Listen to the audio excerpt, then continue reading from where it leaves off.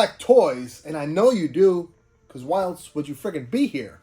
I'm sure you've heard of Storm Arena figures by Storm Collectibles, about how great they are, how much better they may be than any other toy line out there, even Jada Toys. And listen, I didn't want to purchase this figure, and I didn't. My buddy Zakanin hooked me up, sent me over a review copy, or whatever you want to call it, to review, to look at, to admire. You know what? They're not lying. Believe the hype. I will tell you why in my own way. Because I know everybody is, the articulation and the way it feels is all there. But there's some other things that I really just like about this figure. Let's get into it now on a Monday Toy Gains. Toy Gains! Yes! You and me, baby! Toy Gains! I can't take it anymore! It's Toy Gains! So anyways, let's get down to the nitty-gritty. So here we have Ken in his Street Fighter Alpha 3 look with the long, beautiful flowing hair. Yes, Ken decided to grow his hair long. And at first glance, it pretty much looks like a Storm, like a Jada Toys figure. And that's where, you know, some of the weird things I will talk about that, you know, character choice is important. And a lot of people are content and have a Ken in their collection.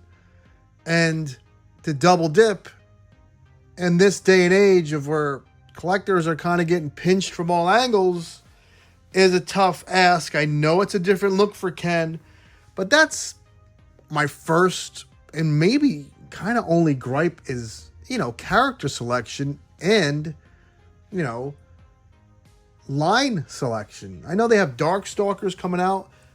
What I'm trying to get to is that it's a shame that such a nice figure at such a great price point that has given you so much might be overshadowed already by another toy company that is doing the same things at a similar price point with the value in the way the figure is built and how good it feels. It's just very odd. And I also don't know why Storm Collectibles have $100 and $120 Street Fighter figures, and this is a $26 Street Fighter figure. I didn't go into too much detail and find out any information about that stuff. You know, I'm not a toy detective. I'm just a toy collector. Let's get them off this stand and talk about what I like about this figure. You know, I got both figures next to each other, and it's really the smoothness of the articulation. They did add toe hinge, and it has like a deeper rocker at the ankle. You get just enough different range of articulation to make it feel like a different figure, because essentially you're buying, other than the long hair, you know, you're buying the same character. I will bring the other Ken in here to show you what I like better about the Jada figure.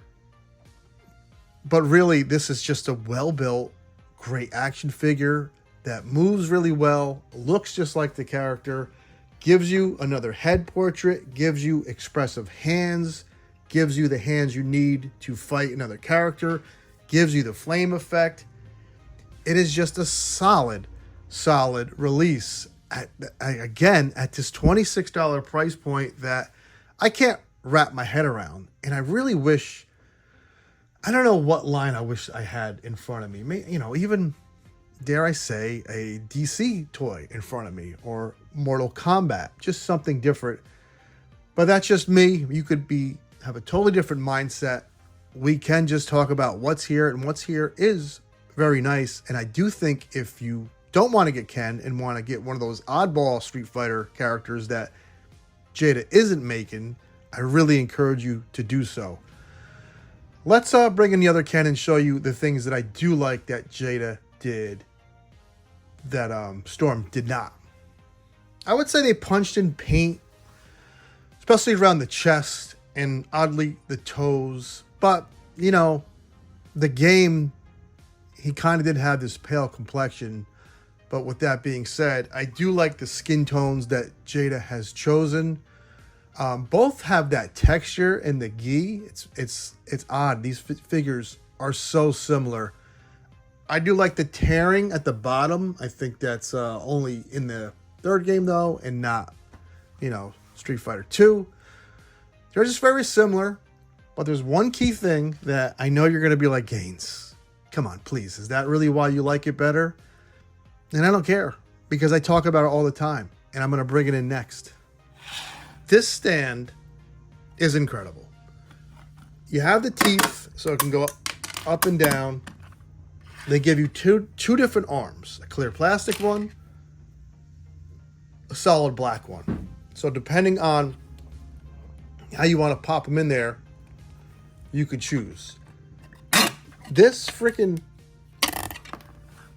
is articulated. It's like articulated freaking stand.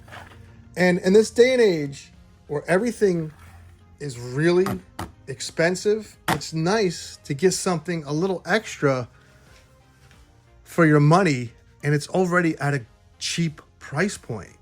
I was begging for that Maximum Spider-Man to just have a stand. It would have made that purchase feel so much better.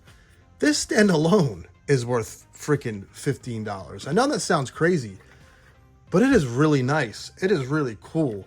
I might just pre-order another Storm Arena figure just to get another one of these stands. And I've always bragged about McFarlane giving you this stand. This stand makes this look totally obsolete and totally useless in comparison because of this cool articulation or, joint that it's on. It's awesome. It's a good figure, good release. Believe the hype. I'm just a little, disappointed that it's not a different line again. It's weird, but that's the way the toy world works. Let me know what you think. As always, take care. Have fun. Everything that guy just said is bullshit. Thank you. Woo! Like, comment, subscribe. Yeah!